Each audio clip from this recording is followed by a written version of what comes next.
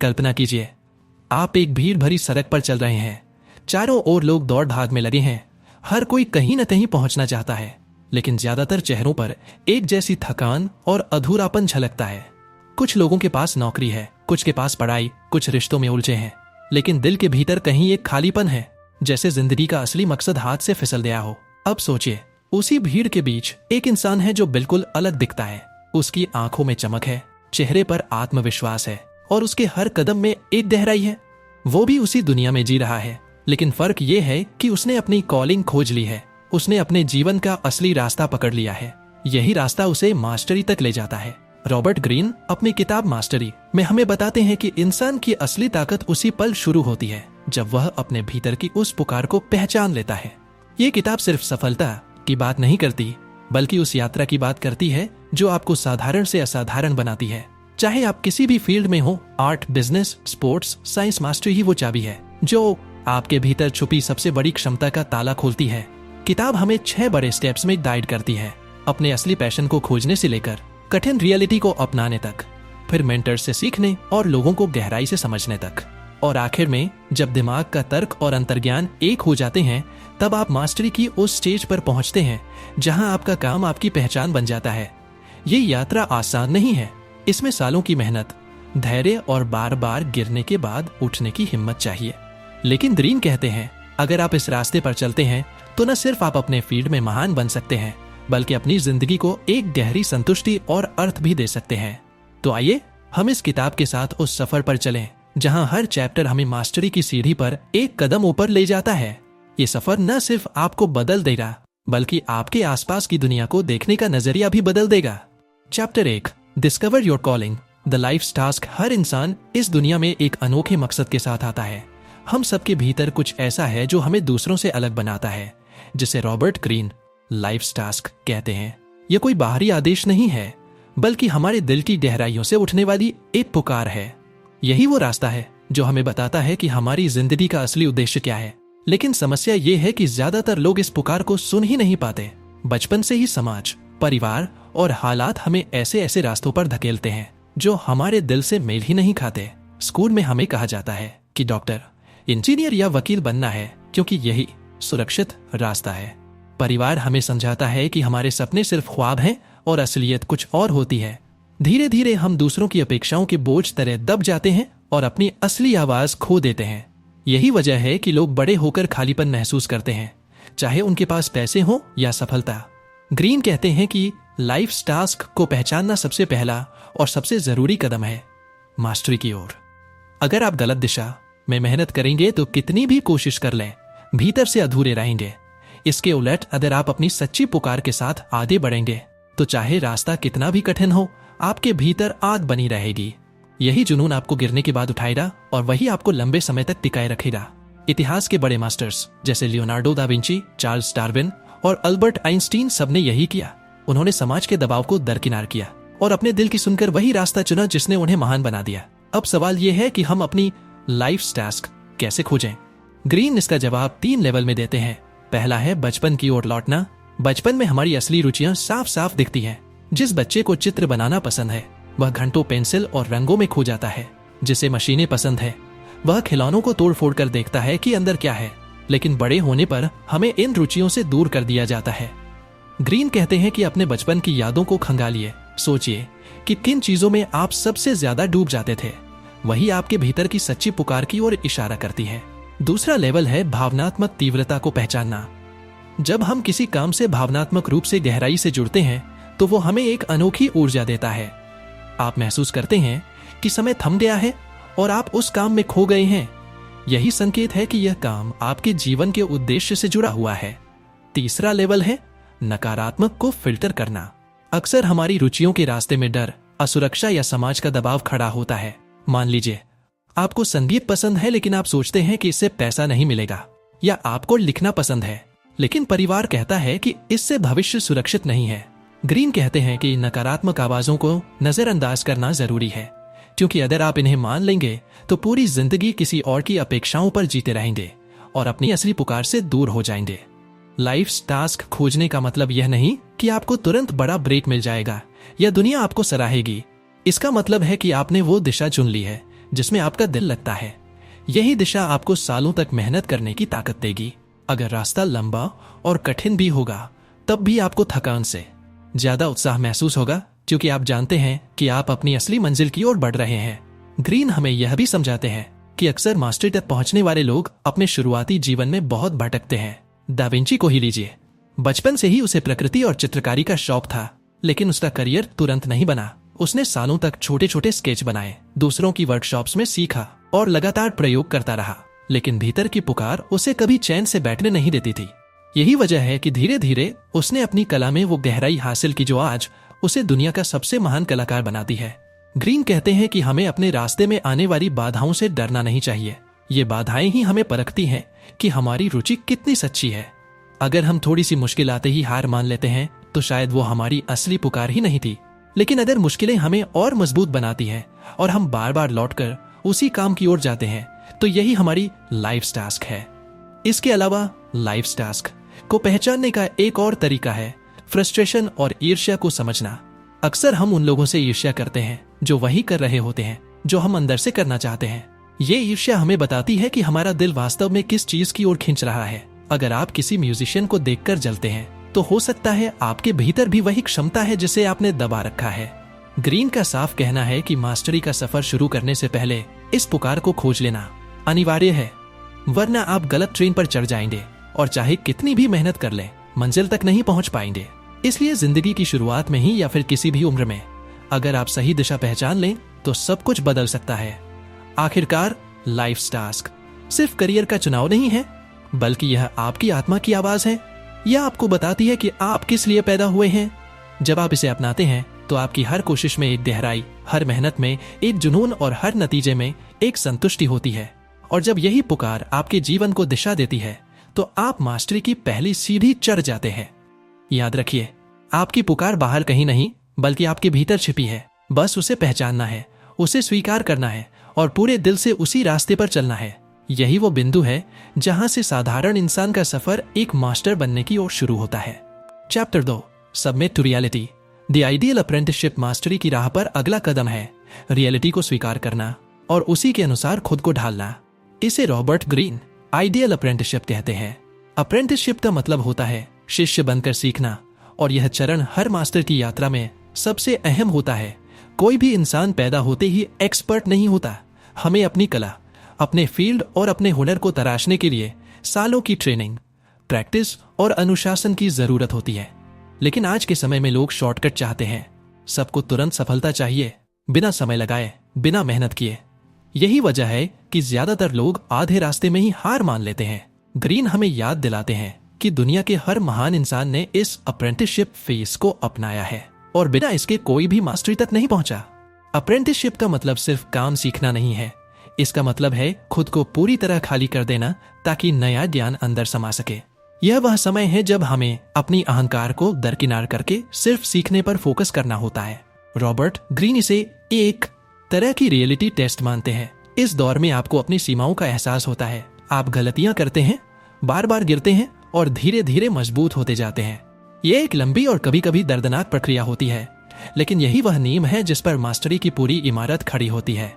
Green इस चरण को 3 हिस्सों में बांटते हैं: ऑब्जर्वेशन, प्रैक्टिस और एक्सपेरिमेंटेशन। सबसे पहले आता है ऑब्जर्वेशन।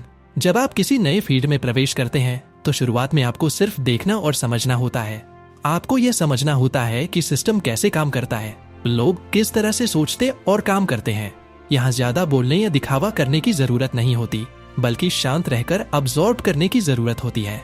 जैसे कोई नया संगीतकार पहले घंटों तक मास्टर की धुनें सुनता है, एक पेंटर अपने गुरु की हर ब्रश स्ट्रोक को देखता है, या एक वैज्ञानिक दूसरों के प्रयोगों को ध्यान से नोट करता है। ऑब्जर्वेशन का मकसद है रियलिटी को वैसे ही स्वीकार करना जैसी वह है, न कि जैसा आप चाहते हैं। दूसरा हिस्सा है प्रैक्टिस।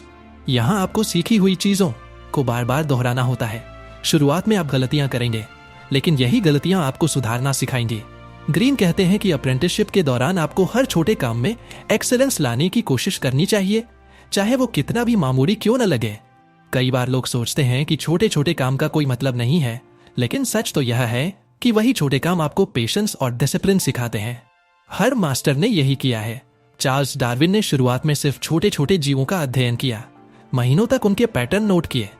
ये सुनने में मामूली लगता है, लेकिन इसी धैर्य और प्रैक्टिस ने उसे वह गहराई दी जिससे बाद में उसने एवोल्यूशन का सिद्धांत दिया। तीसरा हिस्सा है एक्सपेरिमेंटेशन। जब आप ऑब्जर्वेशन और प्रैक्टिस के बाद एक बेसिक लेवल की स्किल हासिल कर लेते हैं, तब आपको प्रयोग करना चाहिए। इसका मतलब है कि अब आप खुद नई चीजें आजमाएं, खुद से चुनौतियां लें। यह फेज आपके भीतर क्रिएटिविटी को जगाता है और आपको भीड़ से अलग करता है। लेकिन ध्यान रहे, यह चरण तभी आना चाहिए जब आपने पहले पर्याप्त प्रैक्टिस कर ली हो। जल्दी ही शॉर्टकट लेने से असफलता पक्की है। ग्रीन अप्रेंटिसशिप की तुलना पुराने जमाने की गिल्ड प्रणाली से करते हैं।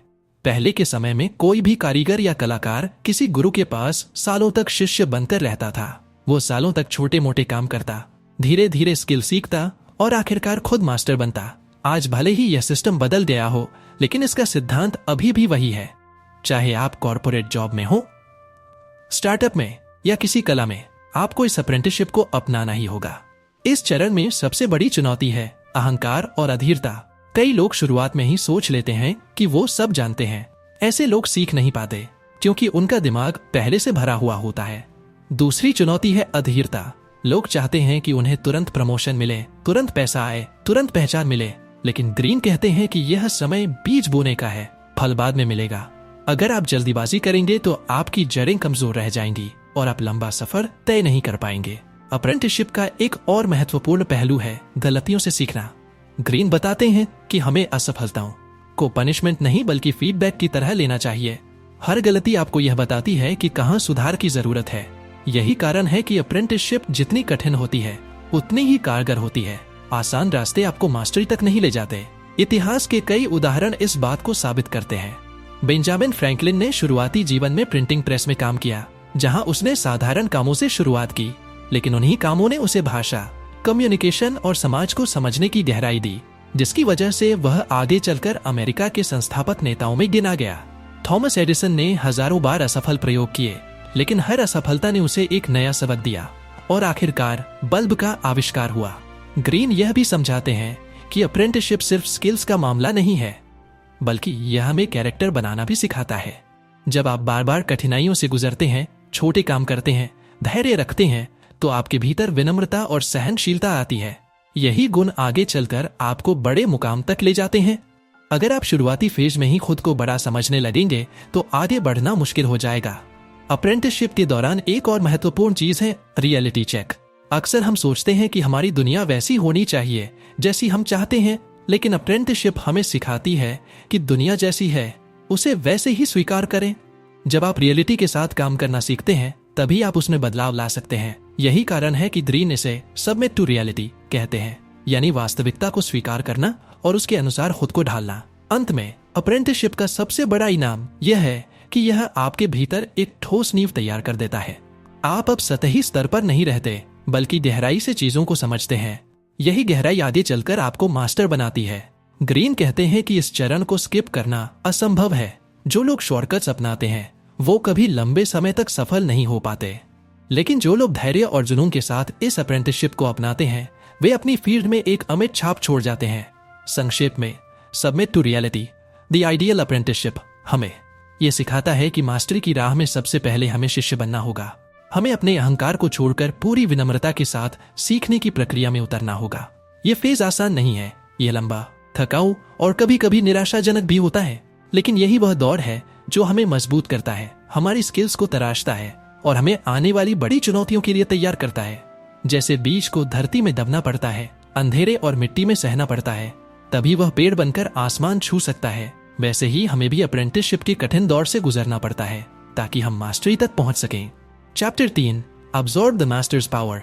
द मेंटोर डायनामिक मास्टरी की यात्रा में जब आप अपनी पुकार खोज लेते हैं और अप्रेंटिसशिप के कठिन दौर से गुजरकर मजबूत नींव बना लेते हैं, तब अगला बड़ा कदम आता है मेंटोरशिप, यानी ऐसे गुरु या मार्गदर्शक की तलाश करना जो पहले ही उस रास्ते पर चल चुका हो जिस पर आप अभी कदम रख रहे हैं। रॉबर्ट ग्रीन इस अध्याय को बेहद खूबसूरती से समझाते हैं। वे कहते हैं कि मास्टरी की राह पर अकेले चलना संभव तो है, लेकिन अत्यधिक कठिन और समय लेने वाला है। एक मेंटर आपको सालों की भटकन से बचा सकता है। वह आपको वही ज्ञान और अनुभव सौंप देता है जिसे उसने अपने जीवन में संघर्ष करके पाया है।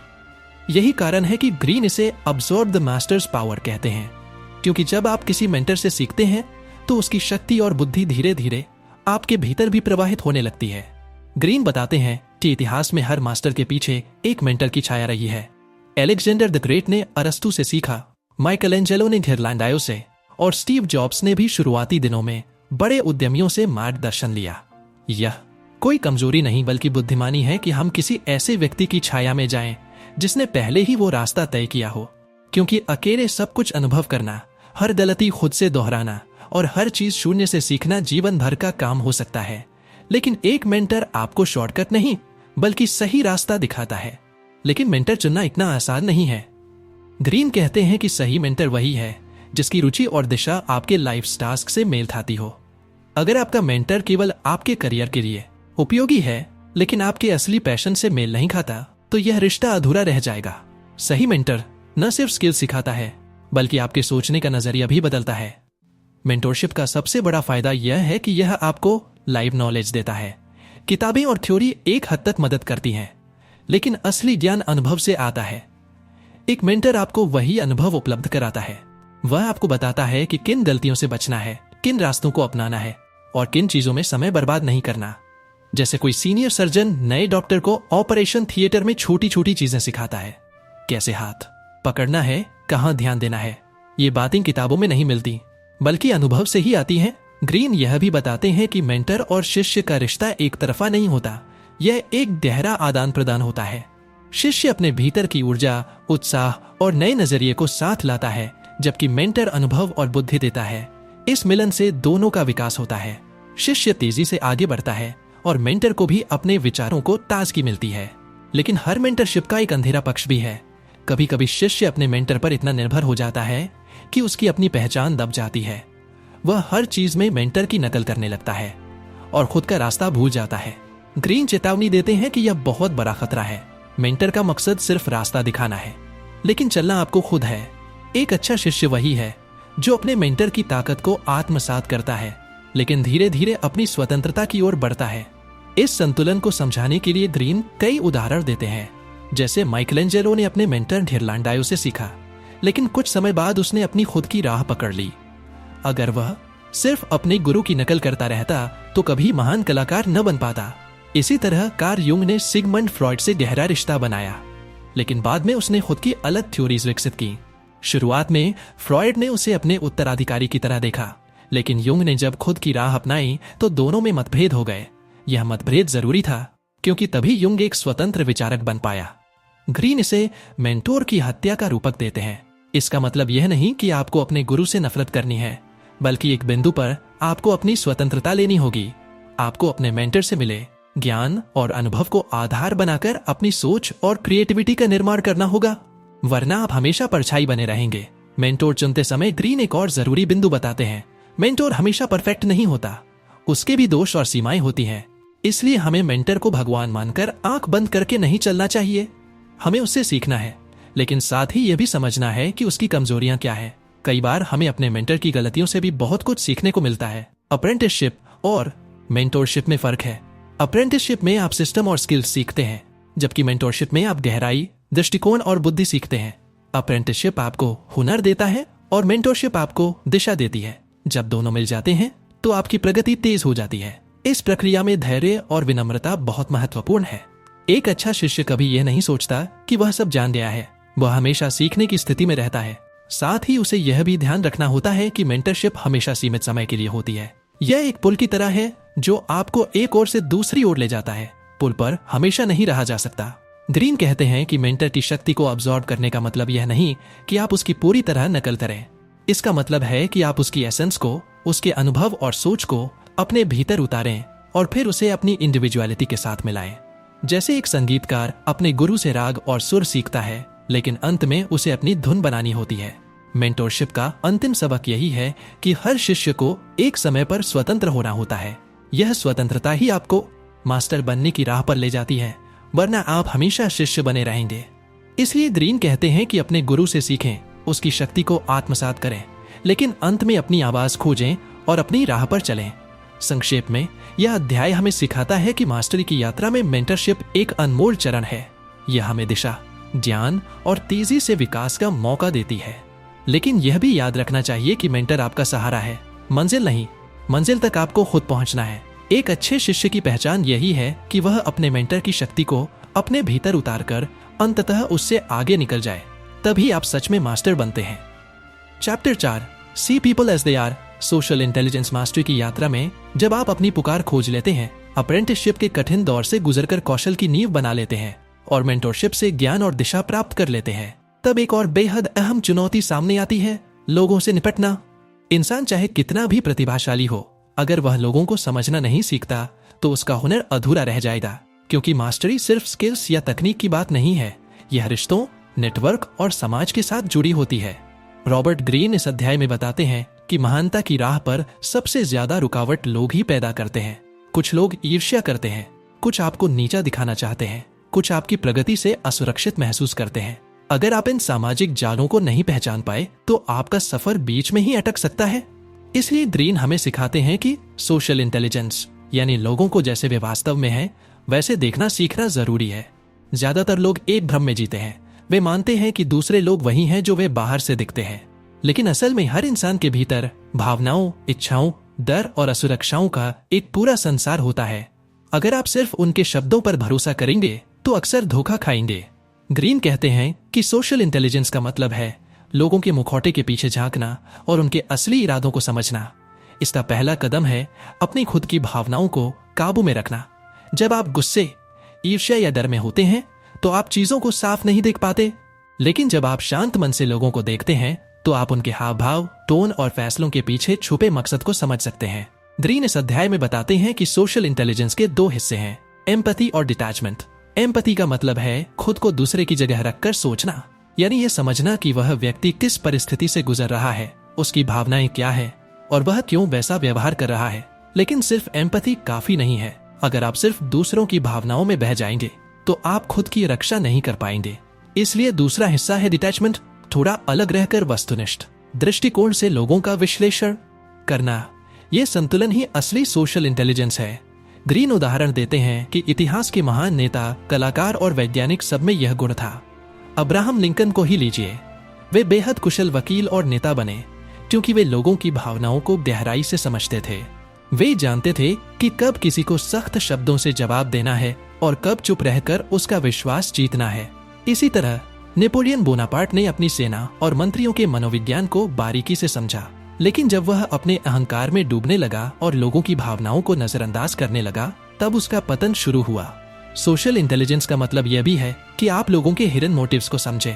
बहुत से लोग सामने से दोस्ताना दिखते हैं, लेकिन भीतर से प्रतिस्पर्धा या ईर्ष्या रखते हैं। अगर आप उनकी इन छुपी भावनाओं को पहचान लेंगे तो आप खुद को बचा पाएंगे और सही रणनीति बना पाएंगे। ग्रीन कहते हैं कि आपको लोगों की एनर्जी को पढ़ना आना चाहिए। उनका शरीर, उनकी आंखें, उनकी टोन, ये सब उनके असली इरादों की झलक देते हैं। लेकिन सोशल इंटेलिजेंस सिर्फ दूसरों को पकड़ने का खेल नहीं है। इसका दूसरा पहलू है कि आप खुद को इस तरह पेश करें कि लोग आपको स्वीकार करें और सहयोग दें। अगर आप कठोर, असंवेदनशील या अहंकारी दिखते हैं तो लोग आपके खिलाफ हो जाएंगे, चाहे आप कितने ही प्रतिभाशाली क्यों ना हो। इसलिए ग्रीन सलाह देते हैं कि हमेशा लोगों से ऐसे व्यवहार करें कि वे सम्मानित और सुने हुए महसूस करें। यह रणनीति आपको आलाइश देती है और आपके दुश्मन कम करती है। इस अध्याय में ग्रीन हमें एक और गहरी बात बताते हैं कि इंसानी स्वभाव स्थायी है। हम सोचते हैं कि समय बदल गया है, लेकिन लोग वही हैं। उनके भीतर वही ईर्ष्या, वही डर, वही लालच और वही महत्वाकांक्षा है जो सदियों से रही है। अगर आप यह समझ लें तो आप कभी हैरान नहीं होंगे। आप लोगों से ज्यादा उम्मीद नहीं करेंगे और उनकी कमजोरियों को स्वीकार करेंगे। इससे आप ज्यादा यथार्थवादी बनते हैं और बेहतर रणनीति बना पाते हैं। सोशल इंटेलिजेंस का अभ्यास करने के लिए ग्रीन कुछ प्रैक्टिकल सुझाव भी देते हैं। पहला है लोगों को ध्यान से सुनना। अक्सर हम बातचीत में सिर्फ अपने जवाब की तैयारी करते रहते हैं और सामने वाले को सच में नहीं सुनते। लेकिन जब आप सचमुच ध्यान से सुनते हैं तो आपको उनकी असली भावनाएं समझ आती हैं। दूसरा सुझाव है लोगों के पैटर्न को नोट करना। हर इंसान का एक पैटर्न होता है, वह किस तरह प्रतिक्रिया करता है, किस तरह निर्णय लेता है। जब आप यह पैटर्न पहचान लेते हैं तो आप पहले से अंदाजा लगा सकते हैं कि वह आगे क्या करेगा। ग्रीन ये भी कहते हैं कि सोशल इंटेलिजेंस का मतलब यह नहीं कि आप सबको खुश करने में लग जाएं। ऐसा करने से आप अपनी असलियत खो देंगे। असली सोशल इंटेलिजेंस का मतलब है लोगों को समझना, उनकी भावनाओं को पहचानना और उसी हिसाब से अपने व्यवहार को ढालना, ताकि आप अपना उद्देश्य पूरा कर सकें और साथ ही रिश्ते भी बेहतर बने रहें। इस अध्याय में एक और अहम सबक है टॉक्सिक पीपल से बचना। कुछ लोग ऐसे होते हैं जो हमेशा नकारात्मक ऊर्जा लाते हैं। वे आपकी प्रगति देखकर खुश नहीं होते, बल्कि आपको नीचे खींचते हैं। ग्रीन चेतावनी देते हैं कि ऐसे लोगों से दूरी बनाना जरूरी है। अगर आप उनके जाल में फंस गए तो वे आपकी ऊर्जा चूस लेंगे और आपका फोकस बिगाड़ देंगे। सोशल इंटेलिजेंस का मतलब है सही लोगों को पहचानना और उनके साथ खुद को जोड़ना, जबकि गलत लोगों से दूरी रखना। आखिरकार सोशल इंटेलिजेंस ही वह कला है जो आपको समाज में टिकाए रखती है। यह आपको सिर्फ सर्वाइवल नहीं बल्कि सफलता भी देती है। अगर आपके पास स्किल्स और टैलेंट है लेकिन लोग आपसे नफरत करते हैं या आप रिश्ते संभालना नहीं जानते, तो आपकी यात्रा अधूरी रह जाएगी। लेकिन अगर आप लोगों को जैसे वे वास्तव में हैं वैसे देखना सीख ले, उनके मुखौटे, उनकी इच्छाएं, उनकी कमजोरियां, तो आप हर परिस्थिति में सही कदम उठा पाएंगे। संक्षेप में यह अध्याय हमें सिखाता है कि मास्टरी की राह पर इंसानी व्यवहार को समझना उतना ही जरूरी है जितना स्किल्स सीखना। सोशल इंटेलिजेंस हमें यह ताकत देती है कि हम लोगों के साथ संतुलन बना सकें, सही रिश्ते बना सकें, गलत जालों से बच सकें और अपने उद्देश्य की ओर बिना रुकावट बढ़ सकें। यही वह क्षमता है जो मास्टर को साधारण इंसान से अलग करती है। Chapter 5, awaken the dimensional mind. The creative active mastery की यात्रा में एक समय ऐसा आता है जब आप अपनी पुकार को खोज चुके होते हैं, अप्रेंटिसशिप की कठोर ट्रेनिंग से गुजर चुके होते हैं, मेंटोर की शक्ति और दिशा को आत्मसात कर चुके होते हैं और लोगों की असली प्रकृति को समझने की सोशल इंटेलिजेंस हासिल कर चुके होते हैं। लेकिन इसके बाद अगला स्तर आता है जो वास्तव में आपको बाकी दुनिया से अलग करता है, यानी अपने दिमाग के डायमेंशनल हिस्से को जगाना। यही वह अध्याय है जिसमें रॉबर्ट ग्रीन बताते हैं कि असली मास्टरी सिर्फ मेहनत और स्किल्स का परिणाम नहीं है, यह क्रिएटिविटी और एक्टिव इमेजिनेशन का खेल है। इस चरण को वे द क्रिएटिव एक्टिव कहते हैं। साधारण दिमाग एक ही परत पर सोचता है, लिनियर, स्टेप बाय स्टेप, लेकिन मास्टर्स का दिमाग मल्टी डिमेंशनल होता है। वे एक ही समस्या को कई कोणों से देखते हैं। वे पैटर्न्स को जोड़ते हैं, पुराने विचारों को नए तरीकों से मिलाते हैं और ऐसी संभावनाएं खोजते हैं जिन्हें आम लोग देख ही नहीं पाते। यही क्रिएटिविटी है, कुछ नया गढ़ना नहीं बल्कि पुरानी चीजों को नए नजरिए से देखना और उन्हें मिलाकर कुछ अनोखा निकालना। ग्रीन समझाते हैं कि क्रिएटिविटी जन्मजात नहीं होती, यह एक प्रक्रिया है जिसे कोई भी इंसान विकसित कर सकता है अगर वह सही तरीके से दिमाग को ट्रेन करे। लेकिन इसके लिए जरूरी है कि हम अपनी सीमित सोच से बाहर निकले। अक्सर समाज हमें नियमों में बांध देता है, ये मत सोचो, ये मत करो, ये तरीका गलत है। लेकिन मास्टर बनने के लिए इन बंधनों को तोड़ना पड़ता है। इस प्रक्रिया का पहला कदम है ओरिजिनल माइंड को याद करना। जब हम बच्चे होते हैं तब हमारा दिमाग खुला होता है। हम हर चीज को सवाल करते हैं, हर चीज में खेल देखते हैं। यही हमारा असली क्रिएटिव दिमाग है। लेकिन बड़े होते होते हम डर और नियमों में फंस जाते हैं। ग्रीन कहते हैं कि अगर आप अपने भीतर के बच्चे को फिर से जागृत कर ले, यानी उस जिज्ञासा और खुलेपन को फिर से पकड़ ले, तो आपका दिमाग फिर से डायमेंशनल हो जाएगा। दूसरा कदम है नए क्षेत्रों से सीखना। जब आप सिर्फ एक ही विषय में फंस जाते हैं तो आपकी सोच सीमित हो जाती है। लेकिन जब आप अलग अलग फील्ड्स को मिलाते हैं तब असली क्रिएटिविटी जन्म लेती है। उदाहरण के लिए दा विंची ने सिर्फ पेंटिंग नहीं सीखी, उसने शरीर विज्ञान, इंजीनियरिंग और प्रकृति का भी अध्ययन किया। यही कारण है कि उसकी कला इतनी जीवंत और गहरी बनी। स्टीव जॉब्स ने टेक्नोलॉजी के साथ डिजाइन और कला को जोड़ा, जिससे एप्पल जैसे प्रोडक्ट्स बने जो सिर्फ मशीनें नहीं बल्कि अनुभव बन गए।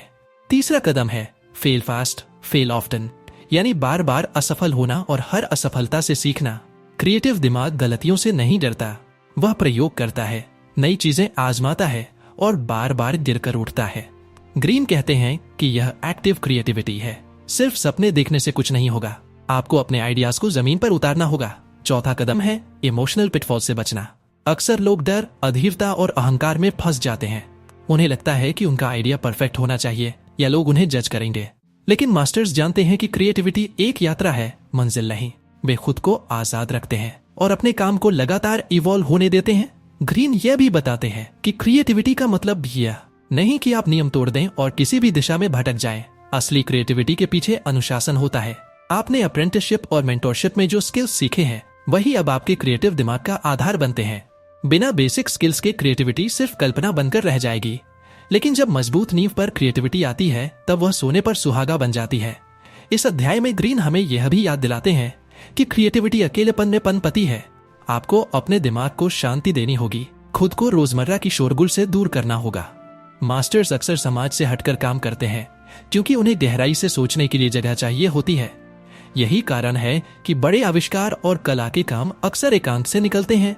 इतिहास में ऐसे कई उदाहरण हैं। चार्ल्स डार्विन ने सालों तक गैलापागोस द्वीपों पर प्रकृति का अवलोकन किया। वह समाज से दूर था और इसी अकेलेपन ने उसे वो सोचने का समय दिया जिससे थ्योरी ऑफ एवोल्यूशन जन्मी। आइंस्टीन ने भी अपने एनस मिराबिलिस यानी चमत्कारिक वर्ष में अकेले काम करके 4 महान पेपर्स लिखे जिनसे आधुनिक भौतिकी की नींव रखी गई। ग्रीन कहते हैं कि डायमेंशनल माइंड का असली जादू तब होता है जब आप तर्क, रैशनल और अंतर्ज्ञान इंट्यूशन को मिलाते हैं। तर्क आपको स्पष्ट सोच देता है और अंतर्ज्ञान आपको नई दिशाएं दिखाता है। जब दोनों संतुलन में होते हैं तब आप दुनिया को एक बिल्कुल नए नजरिए से देख पाते हैं। यही वह अवस्था है जिसे क्रिएटिव एक्टिव कहा जाता है। अंततः यह अध्याय हमें बताता है कि मास्टरी की राह सिर्फ तकनीक और अनुशासन तक सीमित नहीं है। आपको अपने भीतर के क्रिएटिव दिमाग को जगाना होगा। आपको समाज के नियमों से परे जाकर सोचना होगा, अपनी असफलताओं से सीखना होगा और अलग अलग दुनियाओं को जोड़कर नया दृष्टिकोण बनाना होगा। तभी आप सच में मास्टर बन पाएंगे, क्योंकि मास्टर सिर्फ वही नहीं है जो सीखा हुआ दोहराए, बल्कि वही है जो कुछ नया गढ़े और आने वाली पीढ़ियों के लिए रास्ता बनाए। संक्षेप में, अवेकन द डायमेंशनल माइंड हमें यह सिखाता है कि मास्टरी का असली कमाल क्रिएटिविटी में छिपा है। यह वह शक्ति है जो आपको साधारण से असाधारण बनाती है। यह आपको सिर्फ अपने फील्ड का विशेषज्ञ नहीं बल्कि इनोवेटर बनाती है। और जब आपका दिमाग बहुआयामी होकर नए नए रास्ते खोजने लगता है, तभी आप उस स्तर पर पहुंचते हैं जहां दुनिया आपको सिर्फ काम करने वाला नहीं बल्कि भविष्य गढ़ने वाला मानती है। Chapter 6, fuse the intuitive with the rational. Mastery की यात्रा का अंतिम और सबसे ऊंचा चरण आता है तब जब आप अपने अप्रेंटिसशिप की नींव पर खड़े होकर मेंटोरशिप, सोशल इंटेलिजेंस और क्रिएटिव एक्टिव माइंड के अनुभव को एक साथ जोड़ते हैं। रॉबर्ट ग्रीन इसे fuse the intuitive with the rational कहते हैं। इसका मतलब है अपने दिमाग के 2 सबसे महत्वपूर्ण पहलुओं को एक साथ लाना, तर्क रैशनल और अंतर्ज्ञान इंट्यूटिव। यह वह बिंदु है जहां साधारण प्रतिभा और कठोर मेहनत एक अद्वितीय शक्ति में बदल जाती है और आप अपने क्षेत्र में मास्टर कहलाने के योग्य बन जाते हैं। अधिकांश लोग या तो पूरी तरह तर्क के साथ काम करते हैं या केवल अपनी अंतर्ज्ञान पर भरोसा करते हैं। जो लोग केवल तर्क पर निर्भर रहते हैं वे डाटा और नियमों में फंस जाते हैं। वे सही निर्णय लेने में सक्षम होते हैं लेकिन कभी कभी नए अवसर और अनोखी संभावनाओं को देख नहीं पाते। वहीं जो लोग केवल अंतर्ज्ञान पर भरोसा करते हैं वे भावनाओं और इमोशंस के साथ बह जाते हैं। उनका दृष्टिकोण क्रिएटिव हो सकता है लेकिन अस्थिर और अनुशासनहीन होता। मास्टर्स वही होते हैं जो इन दोनों को संतुलित करके निर्णय लेते हैं। ग्रीन समझाते हैं कि रैशनल सोच हमें संरचना, योजना और समझ देती है। यह हमें सिखाती है कि किसी समस्या को छोटे हिस्सों में विभाजित करके हल करें, पैटर्न को पहचानें और रणनीति बनाएं। दूसरी ओर इंट्यूटिव सोच हमें नई दिशाओं में ले जाती है। यह वह क्षमता है जिससे हम पैटर्न के बीच छुपी संभावनाओं को देखते हैं, नए समाधान खोजते हैं और अपने अनुभवों का अनोखा मिश्रण तैयार करते हैं। जब ये दोनों एक साथ काम करते हैं तो आप ऐसे निर्णय लेने लगते हैं जो दोनों गहराई और व्यावहारिकता से परिपूर्ण होते हैं। इस फेज में सबसे बड़ी चुनौती है अपने ईगो को नियंत्रित करना। अक्सर लोग अपने अनुभव और ज्ञान पर इतना भरोसा कर लेते हैं कि वे अपनी अंतर्ज्ञान की आवाज को दबा देते हैं। वे सोचते हैं कि तर्क और लॉजिक ही हमेशा सही है। ग्रीन कहते हैं कि असली मास्टरी तभी आती है जब आप अपने तर्क और अंतर्ज्ञान के बीच संतुलन बना लें। आपको यह जानना होगा कि कब नियमों का पालन करना है और कब अपनी इंट्यूटिव क्षमता का उपयोग करना है। ग्रीन कई उदाहरण देते हैं। अल्बर्ट आइंस्टीन का काम इसी संतुलन का प्रतीक है। उनका रैशनल पक्ष भौतिकी के नियमों को समझने और समीकरणों में ढालने में सक्षम था। वहीं उनकी इंट्यूटिव सोच उन्हें सामान्य से हटकर सोचने और स्पेस और टाइम के नए सिद्धांत गढ़ने में मदद करती थी। यही संतुलन उन्हें इतिहास के महानतम वैज्ञानिकों में शामिल करता है। इसी तरह लियोनार्डो दा विंची ने विज्ञान और कला दोनों में रैशनल और इंट्यूटिव सोच का मिश्रण किया। उनके पेंटिंग्स में तकनीकी उत्कृष्टता, रैशनल और कल्पनाशील दृश्य इंट्यूटिव एक साथ दिखाई देते हैं। ग्रीन बताते हैं कि मास्टर्स की पहचान यह नहीं है कि वे सबसे तेज हैं या सबसे ज्यादा जानते हैं। उनकी असली शक्ति यह है कि वे अपने अनुभवों, ज्ञान और अंतर्ज्ञान को एक साथ जोड़कर ऐसे परिणाम पैदा करते हैं जो दूसरों के लिए असंभव लगते हैं। यह फेज केवल तकनीक या स्किल की कहानी नहीं है, यह आपके सोचने, देखने और महसूस करने के तरीके का उत्कर्ष है। इस चरण में अभ्यास बहुत महत्वपूर्ण है। मास्टर्स लगातार अपने रैशनल और इंट्यूटिव पक्ष को चुनौती देते हैं। वे अपने अनुभवों को रिव्यू करते हैं, अपनी गलतियों से सीखते हैं और नए प्रयोग करते हैं। यही निरंतर अभ्यास उन्हें औसत से अलग करता है। ग्रीन कहते हैं कि आप जितनी जल्दी इस फ्यूजन को अपनाते हैं, आपकी मास्टरी उतनी ही गहरी और स्थायी होती है। इसके अलावा ग्रीन बताते हैं कि मास्टर्स का माइंडसेट हमेशा लर्निंग मोड में रहता है। वे जानते हैं कि ज्ञान की कोई सीमा नहीं होती। रैशनल सोच उन्हें स्ट्रक्चर देती है, इंट्यूशन उन्हें फ्लेक्सिबिलिटी और नवीनता देती है। जब ये दोनों मिलते हैं तो आप अपने फील्ड में अनोखी दक्षता और मौलिकता पैदा करते हैं।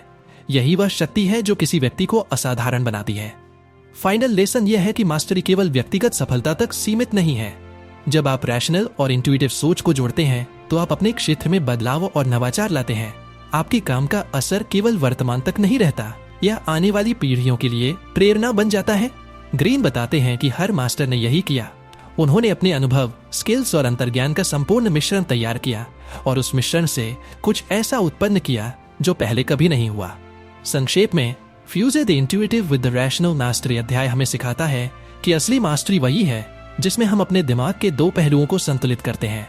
रैशनल सोच हमें स्पष्टता देती है, इंट्यूशन हमें नवाचार और अनोखी संभावनाएं दिखाती है। जब ये दोनों मिलते हैं तब आप अपने फील्ड में असाधारण बनते हैं। मास्टरी अब सिर्फ तकनीकी कुशलता नहीं रही, यह आपकी सोच, दृष्टिकोण और नवाचार का उच्चतम रूप बन जाती है। यही वह चरण है जहां साधारण इंसान एक मास्टर में बदल जाता है, और यही वह लक्ष्य है जिसे ग्रीन इस किताब में पाने के लिए रास्ता दिखाते हैं। सोचिए, अब आप उस सफर के आखिर में खड़े हैं। पीछे मुड़कर देखें तो एक लंबा रास्ता तय किया है। अपने भीतर की पुकार को पहचाना, कठिन अप्रेंटिसशिप के दौर से गुजरे, मेंटोर की शक्ति और अनुभव को आत्मसात किया, लोगों की असली प्रकृति को समझा और अपने दिमाग की बहुआयामी क्षमता को जागृत किया। हर चरण में आपने संघर्ष किया, गिरकर उठे, सीखते गए और धीरे धीरे साधारण से असाधारण बनने की राह पर बढ़ते गए। यह केवल सफलता की कहानी नहीं है, यह एक आंतरिक परिवर्तन की कहानी है। रॉबर्ट ग्रीन हमें याद दिलाते हैं कि मास्टरी कोई जल्दी मिलने वाली चीज नहीं है। यह केवल वर्षों की मेहनत, अनुभव, धैर्य और अंतर्दृष्टि का मिश्रण है। यह वह सफर है जिसमें हर गिरावट, हर असफलता, हर चुनौती आपको मजबूत बनाती है। जब आप इस सफर से गुजरते हैं तो केवल कौशल ही विकसित नहीं होता, आपका नजरिया, आपका दृष्टिकोण और आपकी सोच पूरी तरह बदल जाती है। आप अब दुनिया को ऐसे देख पाते हैं जैसे पहले कभी नहीं देखा। मास्टरी का असली कमाल यह है कि यह आपको स्वतंत्र बनाती है। आप अब सिर्फ दूसरों की अपेक्षाओं पर जीते नहीं, बल्कि अपने भीतर की आवाज को सुनते हैं। आप जानते हैं कि असली ताकत आपके अनुभव, आपकी समझ और आपकी रचनात्मकता में है। यह वह स्तर है जहां आप केवल काम नहीं करते, आप अपने काम के जरिए दुनिया को प्रभावित करते हैं, नए रास्ते बनाते हैं और आने वाली पीढ़ियों के लिए प्रेरणा छोड़ते हैं।